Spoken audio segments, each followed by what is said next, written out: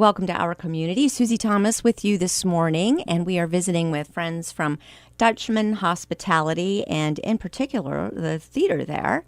And with us first, Jason Anzalone. Good morning. Well, good morning, and thanks for having us. Oh, my gosh. We're so happy to have you. Ohio Star Theater, spelled E-R, not the fancy way, R-E. So right away, we want to give you that website, ohiostartheater, spelled E-R.com, to find out more about everything we are about to talk about. Yes? Yes, that is it, ohiostartheater.com. And if it's okay, I'll just give our phone number as well. Let's do it. Some people like to call. It's 844-780-STAR. Real easy to remember, 844-780-STAR. Yeah, write that down. We'll give that to you a few times before we're all finished. Jason, how long have you been involved with Ohio Star Theater? Well, I've been involved since the beginning of this year, so I'm fairly new to the company, but I've learned a lot very quickly. With the theater, for starters, the theater, we've been doing shows for 5 years. Yes. And this is actually the 6th season. So for 5 years, the show was run in the Carlisle Inn at Dutch Valley. So that's in Sugar Creek, Ohio. And we had such great response and success with the shows there that we were turning people away. We had 187 seats in that facility, and we decided to go ahead and build a separate building as just a theater with now 514 seats. Which also is always filled, yes? It is getting there. You do a great job of filling them up, no matter time of day, a day of the week. I'm so surprised. Yes. Well, when you're turning people away and when you're putting on shows as great and as wonderful as Blue Gate Musicals puts together every year with our musicals, it automatically fills itself. Yes, it does. That's what's really interesting about the fact that you do all shows that have something to do with the Amish community. That kind of it's your distinctive niche. Talk about that a little bit. Sure. Well, we are right in the heart of the largest Amish community in the world, right there in Holmes County and Tuscarawas County. And so it just made sense to go ahead and do something that was different, but that would reach out to the people who were visiting Amish country for a reason. And they're visiting there to learn about the Amish, to see how it is that they live their lives and the peacefulness and the quietness and just being able to get away from the rest of the world. And so with our shows, we provide something that falls right in line with why people are there to begin with. And for sure, it's reaching the tourism industry. What about people who live there? Do you ever have Amish people from the Amish community come and attend the programs and talk to you afterwards? Absolutely. And what's their response? We've just had such a wonderful response back. We greatly respect the community that we live in and the Amish and Mennonite people around and their way of life, and they greatly appreciate that. Oh, that's so good. Well, boy, you can't beat that, to have good reviews coming from the people who these programs are about, the family and the lifestyle, and it's always inspiring. There's always a deeper message, as well as being very entertaining. And let's talk about the quality. The actors, the acting, the production value is just top drawer. You can go far, far and wide to try and find something as good as what you're going to see right there in our backyard. How did you make that happen?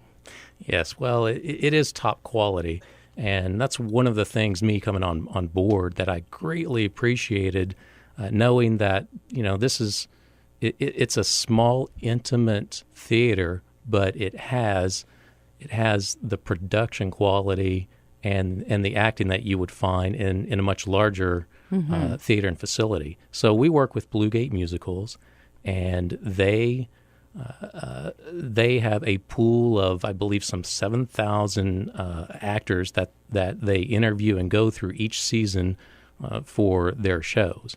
And so we're a part of that, and we know we have top quality, top-notch actors and actresses, and it just makes for a great show that's more than just community theater. There's nothing wrong with community theater. I've been involved with some across the years, but this warrants the ticket price, and we've had so many folks who come away that are just thrilled, happy, and the thing is, they come back. Mm-hmm. We've been doing a little bit of our polling, and we have, at any given show, approximately half of the people who are there actually have seen a show before mm-hmm. at Ohio Star Theater. Is it difficult to find material that fits what you're trying to do? Where do you find that many plays about the Amish community? Well, part of it is we have great writers that are a part of Blue Gate Musicals. Mm-hmm. Okay, so they rely a lot on Martha Bolton, who is a writer who has written for Bob Hope and has written for Phyllis Diller and a number of folks across the years, and she has written hundreds and hundreds of plays, probably thousands when you add in all the sketches and skits that she has done. And so she helps write the musicals, and we also rely on people such as Beverly Lewis. Beverly Lewis is one of the top Amish fiction authors, mm-hmm. has been for many years, and one of the musicals that is playing right now is The Confession, and that's one of her books, a series of books that mm-hmm. she wrote that became a movie, was turned into a movie, and now is also a musical on the stage. I know that Martha Bolton attended, maybe was it the premiere of one of the plays that was going on, I think one that's playing right now. Right. Am I right on this? Am I remembering this right? Yes. Help me remember this whole thing. How did she react to seeing her work staged here in our theater? Oh, she loved it. She was. We had the home game earlier in the year. That was the one. Yes. And she actually wrote the home game story, and the play, and she was the playwright. And for The Confession that's going on right now, she is the playwright for that. And I actually saw her at The Confession this season too. Wow! So she's a fan. She is a fan. That's pretty cool. I'll say I think she's of course she's going to be a fan of the theater. I think she's also just a fan of coming to Amish country.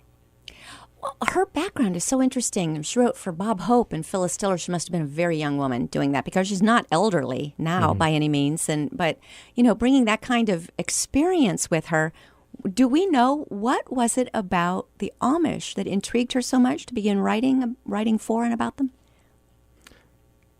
Has she said? I've chatted with her a little bit. I think for her, she is a writer of faith-based material. Mm-hmm.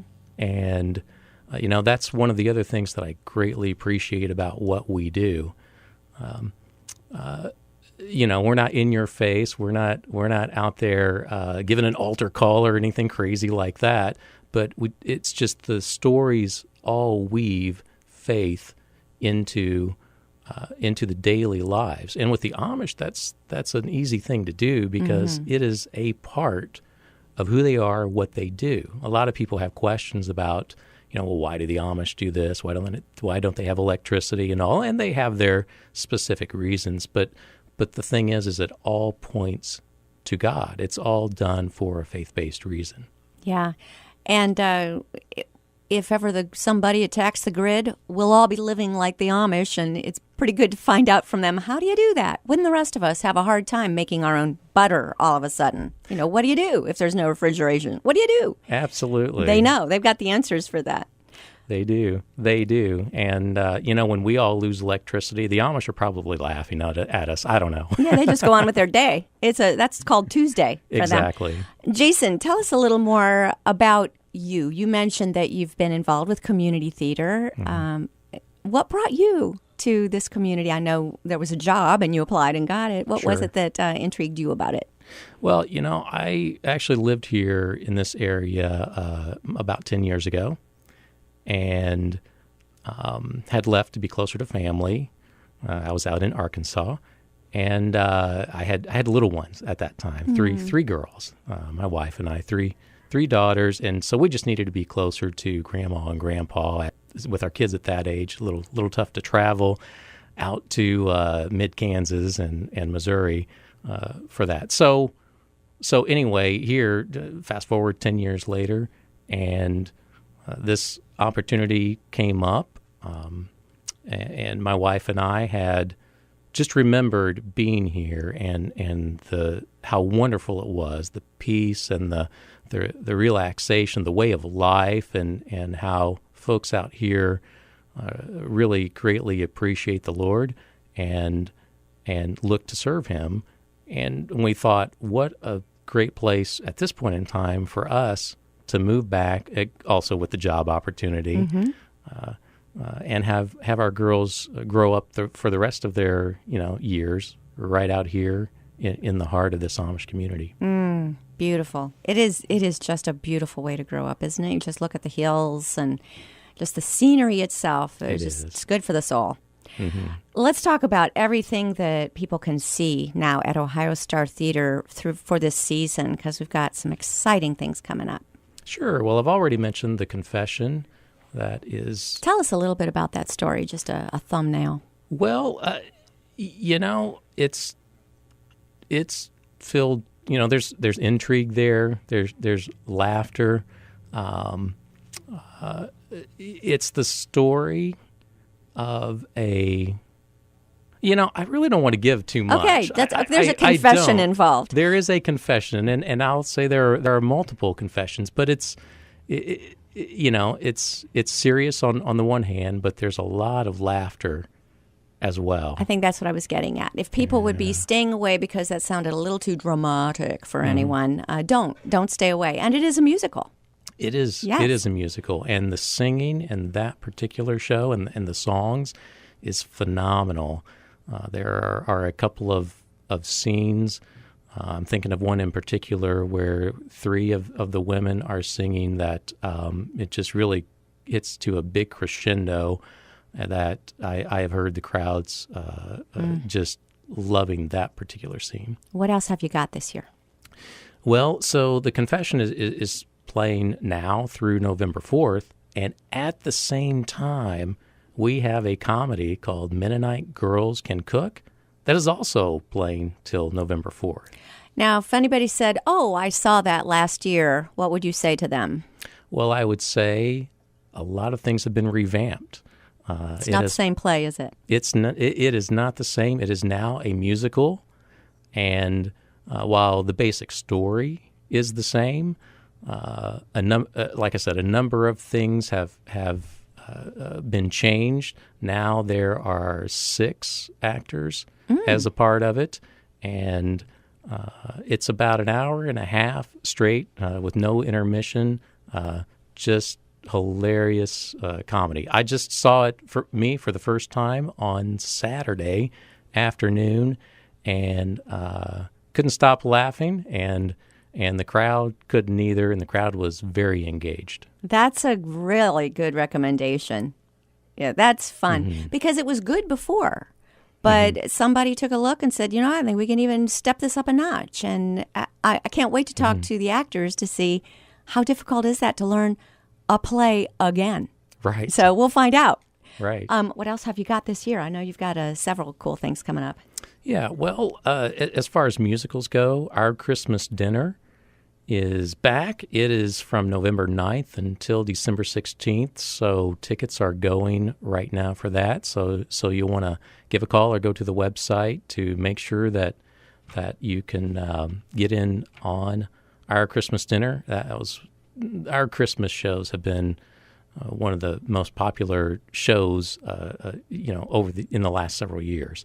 And New Year's too. You have right. Yes. Right. So we have, we have the annual New Year's Purpose with a Party. Now this year, that features Karen Peck and New River and comedian John Christ. Oh, that's going to be great. And Steve Green is coming? Steve Green, he is. He's coming for 2 nights. He'll be here December 5th and December 6th. and he will be doing a special Christmas show. Give us all the ticket information again. How do we do this? Sure. You can go to ohiostartheater.com, or you can call the box office at 844-780-STAR. Jason Anzalone, thanks so much. We're going to meet on the other side of the break with a couple of cast members. You're listening to Our Community.